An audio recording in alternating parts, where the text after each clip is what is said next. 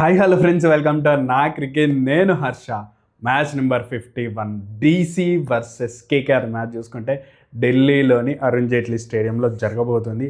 ఈ మ్యాచ్కి టాస్ ఏమైనా క్రూషియల్గా మారుతుందంటే ఖచ్చితంగా క్రూషియల్గా మారే అవకాశాలు ఉన్నాయి. టాస్ గెలిచి ఏం చేయాలి కెప్టెన్ అండ్ పిచ్ గురించి ఆలోచిస్తే మాత్రం ఈ పిచ్ మీద 265 రన్స్ అయితే చేయడం జరిగింది. సో అదే పిచ్ తీసుకుంటారా, వేరే పిచ్ ఏమైనా ఉంటుందా, అండ్ ఆల్సో వెదర్ ఏ విధంగా ఉంది, లాస్ట్లో విజయావకాశాల గురించి అయితే మాట్లాడుకుందాం. అండ్ లాస్ట్ మ్యాచ్ చూసుకుంటే మనమైతే ఆర్సీబీ వర్సెస్ ఎల్ఎస్జీ మ్యాచ్లో ఇచ్చిన ప్రెడిక్షన్ అయితే రాంగ్ అవ్వడం జరిగింది. ఆర్సీబీ మ్యాచ్ని గెలిచే అవకాశాలు ఉన్నా సరే ఒకే ఒక్క మిస్టేక్ ఏంటంటే పంత్ని తక్కువ అంచనా వేసినారు.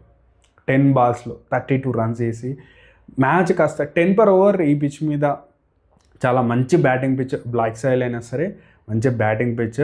టాస్ గెలిచి చేజింగ్ ఎంచుకున్నారు. ఆర్సీబీ ఈ మ్యాచ్లో మార్చ్ కొట్టినంతసేపు కూడా మనకి 10 per over ఉంది. రన్స్ చూసుకుంటే మీరు ఎప్పుడైతే పంత్ వచ్చినాడా లాస్ట్ 10 balls 32 runs తను చేసినాడు, అదే డిఫరెన్స్గా మారింది. One of the key factor ఏందని అది అనుకోవచ్చు. అండ్ ఆల్సో చూసుకుంటే పవర్ ప్లేలోనే 2 wickets పడ్డం. దాని తర్వాత చూసుకుంటే ప్రిన్స్ యాదవ్ ఎప్పుడైతే కంబ్యాక్ ఇచ్చి తను వికెట్లు తీసినాడో 3 కూడా కీగా మారినాయి. 3 కూడా అగెనెస్టే వెళ్ళినాయి ఆర్సీబీ. కాబట్టి ఆర్సీబీ మ్యాచ్ అయితే ఓడిపోయిందని చెప్పొచ్చు. కొంచెం తెలివిగా ఆడాల్సింది ఆర్సీబీ. చూసుకుంటే పంత్కి అంత అంటే చూసుకుంటే కొంచెం లేదు ఈ మ్యాచ్ గెలిచేస్తామనే వైబ్లో వచ్చినట్టు అనిపించింది. చూసుకుంటే పంత్కి లైన్స్ వేయాలా వేయలేదు. అండ్ ఆల్సో ప్రిన్స్ని జాగ్రత్త ఆడుకోవాలి, అది జరగలేదు. బట్ చూసుకుంటే స్టార్టింగ్ పవర్ ప్లేలో వికెట్ పడ్డా సరే చూసుకుంటే మంచి కంబ్యాక్ చేసింది. బట్ ప్రిన్స్ చేసిన మళ్ళీ కంబ్యాక్ ఓవర్ 2 wickets పడ్డం. అండ్ ఆల్సో చూసుకుంటే టీమ్ డేవిడ్ అద్భుతంగా ఆడిండు. అసలు మ్యాచ్ చూసుకుంటే అద్భుత మ్యాచ్ నేనైతే ఎంజాయ్ చేసిన. సరే మన ప్రిడిక్షన్ రాంగ్ అయింది, పర్లేదు. అండ్ ఇక్కడ నుంచి 21 matches ఉన్నాయి. ఎస్ మన ప్రిడిక్షన్ రాంగ్ అయింది, బట్ మనం అప్డేట్ అవ్వడానికి కూడా ఛాన్సెస్ అనేది దొరికింది. మనం ఎప్పుడు కూడా ఫ్రెష్ స్టార్ట్ చేసినప్పుడు 10 matchesలో 8 predictions 9 predictions కరెక్ట్ అవ్వడం జరిగింది. అండ్ నా గోల్ ఏంటంటే ఈ 21 matchesని 10-10గా చేస్తున్నాను. దీంట్లో 9-8 matches ప్రిడిక్షన్స్ ఏ విధంగా కరెక్ట్ అవ్వాలనేది అయితే గోల్ అయితే పెట్టుకున్నాను. చూసాం ప్రిడిక్షన్స్ కరెక్ట్ అవుతాయా రాంగ్ అవుతాయా చూద్దాం. అండ్ మళ్ళీ చెప్తున్నాను, మనం ఎలాంటి బెట్టింగ్ యాప్స్ని ఎంకరేజ్ చేయము. నేను ప్రిడిక్షన్ ఇచ్చేది జస్ట్ టాలెంట్ని షోకేజ్ చేసుకోవాలని మాత్రమే. చూడండి, ఎంజాయ్ చేయండి, మ్యాచ్ని ప్రివ్యూస్ని ఎంజాయ్ చేయండి. అండ్ మన చాలామంది సబ్స్క్రైబర్స్ నాకు చాలా హ్యాపీగా అనిపిస్తుంది. నేను పెట్టిన ప్రిడిక్షన్ కింద లేదన్న ఈ మ్యాచ్ వేరే వాళ్ళకి గెలుస్తారు, ఎల్ఈజీ గెలుస్తుందని ఒక బ్రదర్ అయితే పెడతాడు. అంటే నాకు ఆపోజిట్గా పెడతా ఉంటారు. నాకు కూడా హ్యాపీగా అనిపిస్తుంది. నేను ఎలాంటిగా అట్లా తీసుకోను. ఎస్, మీకు అనిపించిన ఒపీనియన్, ఇది ఛానల్ ప్రిడిక్షన్ ఛానల్, ఇది క్రికెట్కి సంబంధించింది. మీకు కావాల్సిన ఒపీనియన్స్ అన్నీ కూడా పెట్టండి, తప్పు లేదు.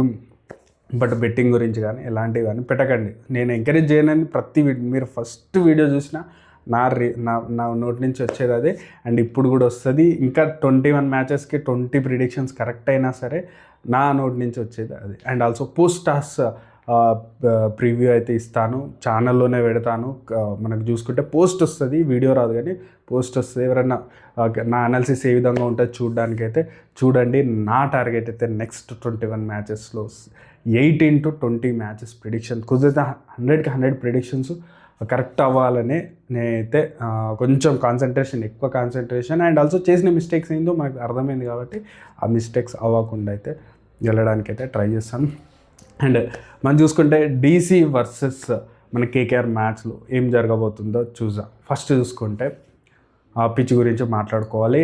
నా దగ్గర ఇప్పటికున్న ఇన్ఫర్మేషన్ అయితే ఏదైతే 265 కొట్టినారో ఆ పిచ్ మీదనే ఆడుతున్నారని అయితే ఇన్ఫర్మేషన్ ఉంది. సో అండ్ టాస్ క్రూషియల్గా మారుతుంది అంటే ఎస్, క్రూషియల్గా మారే అవకాశం ఉంది. ఎందుకనే తర్వాత చెప్తాను. బస్ట్ వెదర్ కండిషన్ చూసుకుంటే మాత్రం డ్యూ వచ్చే అవకాశాలు అయితే లేవు. కొంచెం చేజింగ్ చేసే టీంకి ఇబ్బంది పడే అవకాశాలు ఖచ్చితంగా కనిపిస్తున్నాయి. డ్యూ రాకపోతే చేజింగ్లో కొంచెం తడబడతారు. అదే జరుగుతుంది. లాస్ట్ 2 matches కూడా అదే జరిగింది. బట్ ఇక్కడ అరుణ్ జైట్లీ స్టేడియం కొంచెం చిన్న స్టేడియం, మిస్ హిట్ అయినా సరే 6లు 4లు వెళ్తాయి. కాబట్టి స్ట్రోక్ మేకర్ ఎవరి టీంలో ఎక్కువ ఉంటే ఆ టీం గెలిచే అవకాశాలు అయితే ఉంటాయి. And also DC and KKR కొంచెం అనాలిసిస్ చూసుకుంటే కేకేఆర్ లాస్ట్ మ్యాచెస్ గెలిచినా సరే వాళ్ళు 155, 160 వాళ్ళు 200 కూడా కొట్టలేదు. లాస్ట్ ఫ్యూ మ్యాచెస్గా కొట్టిన ఒకే ఒక మ్యాచ్ వచ్చేసి ఫస్ట్ మ్యాచ్ అని చెప్పొచ్చు. ఏదైతే ముంబైలో జరిగింది, ముంబై మంచి బ్యాటింగ్ సర్ఫేస్, ఫస్ట్ మ్యాచ్ 220 కొట్టినారు. బట్ చూసుకుంటే దాని తర్వాత వాళ్ళు 200 మార్క్ని ఇప్పటి వరకు కూడా దగ్గరలోకి రాలేదు. బట్ అరుణ్ జైట్లీ స్టేడియం కొంచెం చిన్నగా ఉంటుంది, సో వాళ్ళకి అడ్వాంటేజ్ అవుతుంది. అండ్ డీసీ విషయానికి వస్తే డీసీ ప్యాటర్న్ వాళ్ళు చేజ్ చేసినప్పుడు అద్భుతంగా చేజ్ చేసినారు.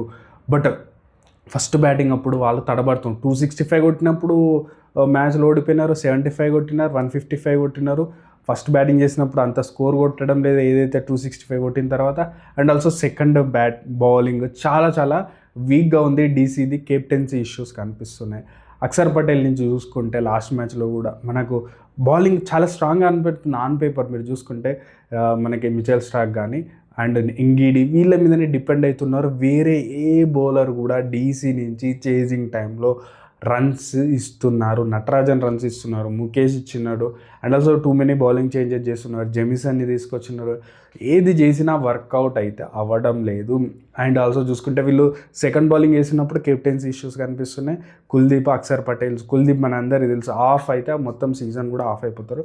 అక్షర్ పటేల్ నుంచి కూడా ఆ కెప్టెన్సీ వల్లనో మరేందో తన బౌలింగ్ ఇద్దరి మీదనే డిపెండ్ అవుతున్నారు. కాబట్టి ఎవరైతే మిచెల్ స్టార్క్ అండ్ ఎంగిడి మీదనే డిపెండ్ అయ్యడం వల్ల చేజింగ్ టైంలో వాళ్ళు రన్స్ ఇచ్చేస్తున్నారు. అదే వాళ్ళకి బ్యాక్ ఫైర్ అవుతుంది. చెప్పినట్టు కెప్టెన్సీ ఇష్యూలో అక్షర్ పటేల్ నుంచి కనిపిస్తూ ఉండడం అయితే జరుగుతుంది. అండ్ ఆల్సో ఈ స్టేడియంలో వాళ్ళు ఒకే ఒక మ్యాచ్ గెలిచినారు, అది కూడా డే మ్యాచ్ డీసీ. దాని తర్వాత నైట్ మ్యాచ్లు అన్నీ కూడా ఓడిపోయినారు. డే గేమ్లో ఒక 265 ఆ చేజ్ని కూడా ఇచ్చేసినారు. బౌలింగ్ అనేది చాలా 265 తర్వాత చాలా వీక్గానే కనిపిస్తుంది. ప్రతి ఒక్క బౌలర్లు 6లు 4లు ఇవ్వడం వాళ్ళకైతే. అండ్ ఆల్సో ఇది చూసుకుంటే బ్యాటింగ్ పిచ్చే ఉండే అవకాశం ఉంది. కాబట్టి ఖచ్చితంగా వీళ్ళ బౌలింగ్ వీక్ ఉంది. మిచెల్ స్టార్క్ నుంచి థ్రెట్ అయితే ఉంటుంది. మీరు చెప్తున్నా కదా, కొంచెం క్లౌడీ సిచ్యువేషన్స్ ఉన్నాయి. ఖచ్చితంగా స్టార్టింగ్లో ఆ స్వింగ్ లభిస్తుంది, కొంచెం థ్రెట్ అయితే మిచెల్ స్టార్క్ నుంచి ఉంటుంది. ఎందుకంటే మీరు చూడండి, ఢిల్లీ కెప్టెన్ అంటే మిచెల్ స్టార్క్ కేకేఆర్ నుంచి ఇటు వచ్చినాడు కాబట్టి కొంచెం తనేంటిదో ప్రూవ్ చేసుకోవాలనే ఒక మైండ్ సెట్ ప్రతి ప్లేయర్లో ఉంటుంది. అదే ఈ మ్యాచ్లో కూడా రిఫ్లెక్ట్ అయ్యే అవకాశం ఉంది. ఇద్దరు బౌలర్లు తప్పిస్తే 8 ఓవర్స్ తప్పిస్తే 12 ఓవర్లు కూడా రన్స్ ఇవ్వడం. లాస్ట్ మ్యాచ్లో కూడా మనం చెప్పిన సిఎస్కే వర్సెస్ డీసీ మ్యాచ్లో ఈ మ్యాచ్ సిఎస్కే గెలుస్తుంది అని చెప్పినాం. మంచి బౌలింగ్ చేసినారు. అండ్ దాని తర్వాత చూసుకుంటే సిఎస్కే ఈ ఇద్దరు బౌలర్ని వదిలిపెట్టి మిగతా అందరినీ కూడా కొట్టడం అయితే జరిగింది. కొంచెం తెలివిగా ఆడాల్సిన అవసరం అయితే ఉంది, తప్పులు చేయకుండా. అండ్ కేకేఆర్ విషయానికి వస్తే మాత్రం వీళ్ళు కూడా బ్యాటింగ్ కొంచెం ప్రాబ్లంగానే కనిపిస్తూ ఉంది. ఎందుకంటే వీళ్ళు 200 చేయలేదు ఫస్ట్ మ్యాచ్ తర్వాత. మ్యాచ్లు గెలుస్తున్నారు. లాస్ట్ 3 మ్యాచెస్ అద్భుతమైన గెలవడం కొంచెం పాజిటివ్ అయ్యే అవకాశం ఉంది. అండ్ ఆల్సో ఇద్దరు బౌలర్లు కూడా స్పిన్ అద్భుతంగా, అంటే 3 మ్యాచ్లకు కూడా వాళ్ళకి కొంచెం స్పిన్ ఫ్రెండ్లీ వికెట్లు దొరికినాయి. ఎవరికి మీరు చూసుకుంటే ఇటు ఇక్కడ హైదరాబాద్లో జరిగిన మ్యాచ్ కానీ మనకి ఆఫ్టర్నూన్ గేమే. అండ్ ఆల్సో జరిగింది మనకి RR versus KKR match afternoon గేమే. అండ్ ఎల్ఎస్జీలో జరిగిన నైట్ మ్యాచ్, అది కూడా కొంచెం బ్లాక్ సైల్ పిచ్, స్లో అయిన పిచ్ మీద 3 గేమ్స్ కూడా కేకేఆర్ అయితే మ్యాచ్ని అయితే గెలవడం అయితే జరిగింది. సో స్పిన్ ఫ్రెండ్లీ వికెట్ అయితే ఇచ్చే అవకాశాలు లేవు. కాబట్టి ఈ 265 వికెట్ కాబట్టి ఖచ్చితంగా ఒకవేళ కేకేఆర్ సెకండ్ బౌలింగ్ చేస్తే ఏమన్నా కొంచెం ఎఫెక్టివ్గా కనబడే అవకాశాలు ఉన్నాయి. బట్ చూసుకుంటే మాత్రం ఖచ్చితంగా చెప్పినట్టు టాస్ అయితే క్రూషియల్గా మారబోతుంది. అండ్ ప్లేయింగ్ 11 విషయానికి వస్తే మాత్రం 2 టీమ్స్ ప్లేయింగ్ 11లో ఏమైనా చేంజెస్ ఉంటాయంటే మాత్రం ఏం చేంజెస్ చేసుకోకుండా కేకేఆర్ వచ్చే అవకాశం ఉంది. అండ్ ఆల్సో చూసుకుంటే ఢిల్లీ క్యాపిటల్లో ప్రతి మ్యాచ్ వాళ్ళు చేంజెస్ చేస్తూనే ఉన్నారు. ఒకసారి సమీర్ రెజ్వీని కూర్చోబెడతారు, ఒకసారి మిల్లర్ని కూర్చోబెడతారు, అసలు కరుణ్ నాయర్ని తీసుకొస్తారు. నాకు తెలిసి వాళ్ళు పాత ఫార్మాట్కి వెళ్ళాలి. నిశంక, కేఎల్ రాహుల్, సమీర్ రిజ్వీ వన్డౌన్లో వచ్చేసి మిగతా బ్యాటర్లతోటి వెళ్ళాల్సిన అవసరం చాలా ఉంది. మిడిల్లో స్టబ్స్ అద్భుతమైన బ్యాటింగ్ చేయగలడు. And also Ashutosh finishing start చేస్తారు. విప్రాజ్ని ఏమైనా తీసుకొస్తారు, ఒకవేళ స్పిన్ ఫ్రెండ్లీ వికెట్ ఉంటే విప్రాజ్ కూడా బౌలింగ్ చేయగలరు. కాబట్టి వీళ్ళతో డీసీకి అయితే ఇలాంటి బ్యాటింగ్ బౌలింగ్ లైనప్ ఉంటుంది. విప్రాజ్ వచ్చిందంటే కొంచెం ఫ్రెండ్లీ ఎక్కువ వికెట్ ఉంటుంది. అండ్ అక్షర్ పటేల్ టాస్ గెలిచి మళ్ళీ ఫస్ట్ బ్యాటింగ్ చేస్తా అని అంటే మాత్రం ఇక నేనైతే పెట్టాల్సింది, ఎందుకంటే ఇటు కేకేఆర్ బౌలర్స్ స్ట్రాంగ్ బౌలింగ్ చేయగలరు అండ్ ఆల్సో బ్యాటింగ్ కూడా చేయగలరు. ఫిన్నాలల్ నుంచి కూడా రన్స్ వస్తాయి, గ్రీన్ నుంచి రన్స్ వస్తాయి, పోవెల్ నుంచి రన్స్ వచ్చే అవకాశం ఉంది. సో చాలా టైట్ మ్యాచెస్ జరిగే అవకాశం ఉంది. సో మన ఫేవరెట్ సెగ్మెంట్ విన్ ప్రిడిక్షన్ విషయానికి వస్తే మాత్రం ఖచ్చితంగా కాదు, కానీ ఈ మ్యాచ్ని డీసీ వైపు చూస్తే మాత్రం డీసీ చేంజ్ చేసినప్పుడు ఎక్కువ విజయ అవకాశాలు ఉన్నాయి. అండ్ కేకేఆర్ విషయానికి వస్తే మాత్రం కేకేఆర్ కూడా సెకండ్ చేజింగ్ చేసినప్పుడు గెలిచిన రికార్డ్స్ ఉంది, కాబట్టి ఈ మ్యాచ్ని చేజింగ్ చేసే టీంకే విజయ అవకాశాలు ఎక్కువ ఉన్నాయి. బట్ చెప్తున్నాను కదా, పోస్ట్ టాస్ అనాలిసిస్ పెడతాను. ఆ కండిషన్స్ చాలా చేంజ్ అయినాయి, లాస్ట్ 2 మ్యాచ్లు కూడా కండిషన్స్ చాలా ఎక్కువ చేంజ్ అయినాయి, కాబట్టి ఇప్పటికైతే chasing team, but post toss అనాలిసిస్లో ఇస్తాను చూడండి. ఏదైతే టీం అంటే మన పోస్ట్ టాస్ అనాలిసిస్కి ఇంకా బెటర్గా తెలిసే అవకాశం ఉంది, పిచ్ కానీ వెదర్ కానీ ఇవన్నీ తెలిసే అవకాశం ఉంది, కాబట్టి పోస్ట్ టాస్ అనాలిసిస్ అయితే యూట్యూబ్ ఛానల్లోనే పెడతాను. మళ్ళీ చెప్తున్నాం, మనం ఎలాంటి బెట్టింగ్ యాప్స్ని ఎంకరేజ్ చేయము. క్రికెట్ని చూడండి, ఎంజాయ్ చేయండి అని చెప్తూ ఇక్కడి నుంచి ఫ్రెష్ స్టార్ట్. నెక్స్ట్ 10 మ్యాచెస్కి ప్రిడిక్షన్స్ ఏ విధంగా కరెక్ట్ అవుతుందో చూద్దాము. సో మీకు ఏ విధంగా అనిపించినాయి, అండ్ లాస్ట్ ఆర్సీ వర్సెస్ మనకి చూసుకుని ఎల్ఎస్జి మ్యాచ్ ఏ విధంగా అనిపించింది, ప్రిడిక్షన్ ఏ విధంగా అనిపించింది, కామెంట్స్ కూడా ప్రతి ఒక్క కామెంట్ నేను చదువుతాను, పెట్టండి, ప్రాబ్లం లేదు. సో ఇది క్రికెట్కి సంబంధించింది కాబట్టి no worries, predictions wrong right అవుతూనే ఉంటాయి. బట్ చెప్పినట్టు నెక్స్ట్ 10 మ్యాచెస్ ప్రిడిక్షన్ ఏ విధంగా జరగాలి. అండ్ ఆల్సో ఈ మ్యాచ్కి అయితే నాకు తెలిసి ఎక్కువ శాతం చేజింగ్ చేసే టీంకే విజయ అవకాశాలు అయితే ఎక్కువ అయితే ఉన్నాయని అనిపిస్తుంది. మీరేమనుకుంటున్నారో కామెంట్ సెక్షన్ తెలియదు. Thank you.